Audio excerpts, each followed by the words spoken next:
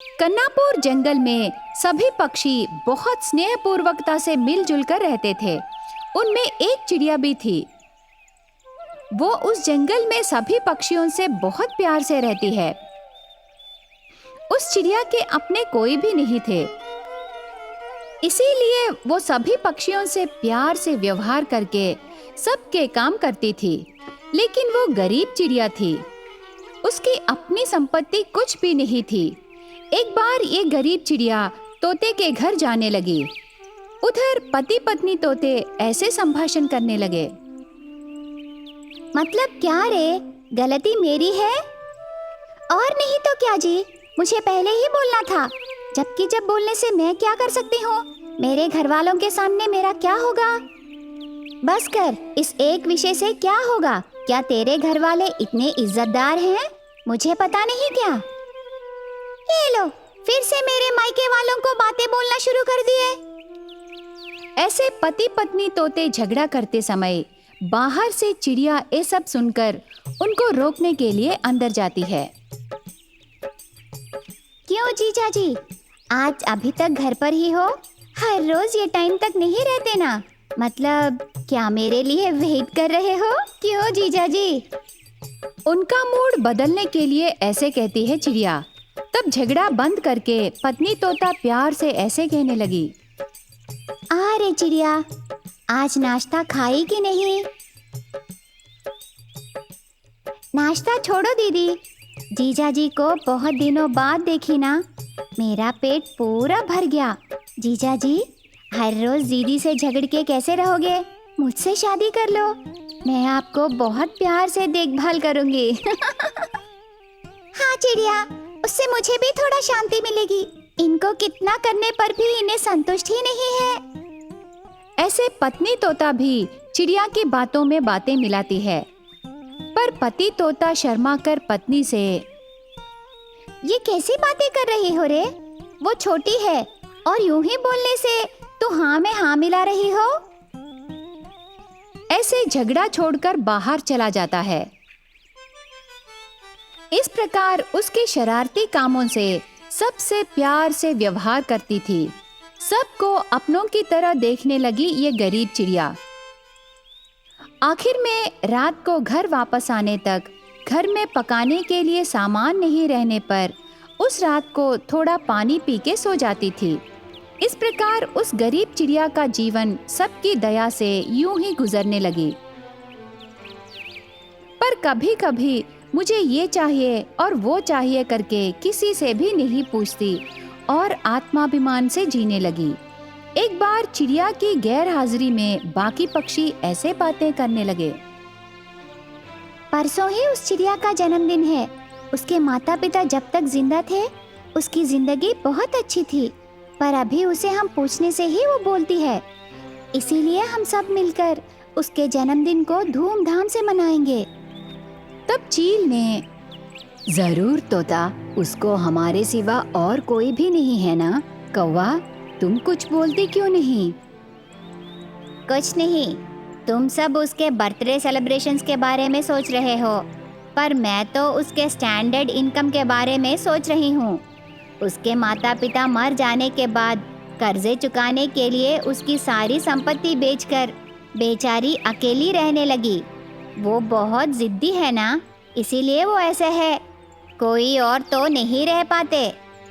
ऐसे उस गरीब चिड़िया पर रहे रहम से प्यार दिखाने के लिए, चिड़िया को सरप्राइज देने के लिए सभी पक्षी मिलकर चिड़िया के बर्थडे सेलिब्रेशंस की तैयारियां करने लगे। हर समय हंसते हंसाते चिड़िया को बिल्कुल शक नहीं होता और ये सब पूरी तैयारियां करते हैं। बर्थडे के दिन सब मिलकर बहुत बड़ा केक मंगाकर घर पूरा बेलून्स बांधकर धूमधाम से प्लान करते हैं। केक कटिंग होने के बाद चिड़िया इमोशनल से, मैं सोची मेरे माता पिता के साथ ही मेरी खुशियाँ खत्म हो गए हैं, पर तुम सब मिलकर मेरी खुशियाँ वापस लाए दीदी। आप सबको बहुत धन्यवाद। ऐसे कह के सबको केक खिला के उस दिन खुशी से बिताई। लेकिन कौवा चिड़िया के लिए एक छोटा सा बिजनेस रख के तोहफे में उस शॉप का चाबी देती है। इस प्रकार गरीब चिड़िया का बर्थडे सेलिब्रेशंस धूमधाम से मनाते हैं सारे पक्षी। एक जंगल में चिड़िया पति पत्नी रहते हैं। पति चिड़िया दूसरे जंगल को जाकर मेहनत से काम करके इस जंगल में रही उसकी पत्नी को पैसे भेजता है। यहाँ रही पत्नी चिड़िया भी मेहनत करके एक एक रुपया जमा करके बहुत पैसे होने के बाद एक अच्छा जमीन खरीद के घर बनाने को सोचते समय पड़ोस जंगल में रही उसकी रिश्तेदार तोते की जगह वो चिड़िया खरीदती है। तब वो तोता ऐसे कहने लगी, देखो चिड़िया, ये बहुत अच्छी जगह है। अब ये तेरी हुई। आशा करती हूँ तू भी हमारे जैसे खुश रहेगी। बधाई हो चिड़िया। थैंक यू भाभी, तू मेरी दूर की रिश्तेदार है, पर सच्चे दिल से ये अच्छी जगह हमें बेची। मैं बहुत खुश हूँ। ऐसे कह के दोनों हंसते हैं। चिड़िया बहुत खुशी से वहाँ घर बनाती है। तब एक कौवा आकर, क्या चिड़िया, मेरे जगह में इतना घर बना रही हो? तुझे यहाँ परमिशन कौन दिया घर बनाने के लिए? ऐसे कौवा कहने पर चिड़िया को कुछ समझ में नहीं आता और ऐसे कहने लगी, कौवा, ये मेरी जगह है। मैं मेहनत करके एक एक रुपया जमा करके मेरी रिश्तेदार तोते के पास में खरीदी। ऐसे कहने पर वो कौवा ये जगह उसके नाम पर रहने के कागजात दिखाने पर चिड़िया को कुछ समझ में नहीं आता। इसीलिए उसका घर का विषय सॉल्व होने तक वो कौवे को आश्रय देती है। चिड़िया उसको जगह बेची तोते के लिए जंगल जाने से वो तोते का परिवार तीर्थ यात्रा पर जाने का समाचार पता चलता है।